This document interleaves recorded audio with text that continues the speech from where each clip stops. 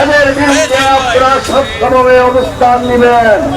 আরো আমরা আহ্বান করব, প্রত্যেকটি পাড়ায় পাড়ায়, প্রত্যেকটি মহল্লায় মহল্লায় আপনারা প্রতিরোধ গড়ে তুলুন। কোন সন্ত্রাসী এই নগরী শান্তির নগরী, এই নগরী ধর্মীয় সম্প্রীতির নগরী, এই নগরী হিন্দু মুসলিম বৌদ্ধ খ্রিস্টানের নগরী। এই নগরীতে কোনো সন্ত্রাস হতে পারে না, এই নগরীতে কোনো লুটতরাজ হতে পারে না। এই নগরীতে যারা সন্ত্রাস করবে, লুটতরাজ করবে এবং সরকারি প্রতিষ্ঠানে হামলা করবে, তাদের বিরুদ্ধে ব্যবস্থা নেবেন। আপনারা দেশপ্রেমিক সেনাবাহিনীকে সাহায্য করুন। আপনারা আমাদের দেশপ্রেমিক সেনাবাহিনীকে সর্বাত্মকভাবে সহযোগিতা করুন এবং আমাদের প্রিয় নেতা জনাব তারেক রহমান আমাদেরকে নির্দেশ দিয়েছেন, আমরা প্রত্যেকটি নাগরিকের প্রতি অনুরোধ, আপনারা প্রত্যেকটি পাড়ায় মহল্লায়, প্রত্যেকটি মার্কেটে আপনারা প্রতিরোধ গড়ে তুলুন। কোন সন্ত্রাসীদেরকে প্রশ্রয় দিবেন না।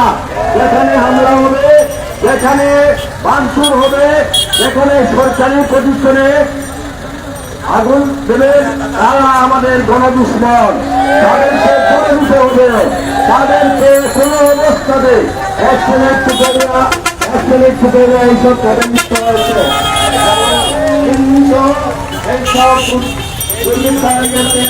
আপনারা তাদের সংখ্যায় রাখবেন এবং তাদের বিরুদ্ধে ব্যবস্থা নেবেন।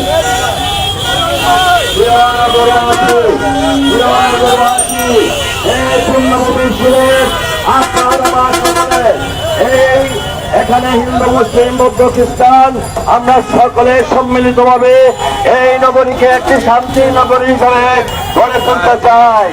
আমাদের আহ্বান, কোন প্রতিষ্ঠানে, কোন বাসা বাড়িতে, কোন দোকানপাটে কেউ কোনো হামলা করলে তাদেরকে ধরে নিতে হবে। তারা দুর্বৃত্ত। এই দুর্বৃত্তদের বিরুদ্ধে আপনাদের সকলকে সুস্থ অবস্থান নিতে হবে এবং আমাদের দেশপ্রেমিক সশস্ত্র বাহিনীকে সাহায্য করুন এবং কোন হামলা, কোন ভাঙচুর, কোন প্রতিষ্ঠানের উপর হামলা, এরা আমাদের গণদুশ্মন, এদেরকে কোনো প্রশ্রয় দেওয়া হবে না। আপনারা পাড়ায় পাড়ায়, প্রতিটি এলাকায় এলাকায় প্রতিরোধ গড়ে তুলুন।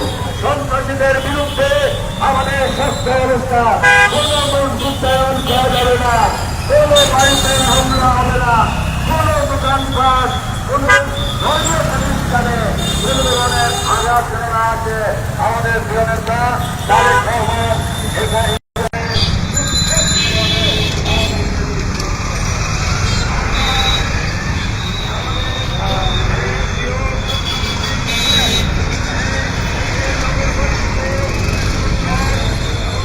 দর্শক, আপনাদেরকে দেখাচ্ছিলাম যে আসলে বিএনপির নেতারাই আসলে আজ সকাল থেকেই কিন্তু শহরের বিভিন্ন এলাকায় মাইকিং করছেন এবং জনগণকে সতর্ক করছেন যে যাতে করে যে আতঙ্কিত না হন, কিংবা কারো বাড়ি ঘরে হামলা হলে তা প্রতিরোধ করার, কিংবা যে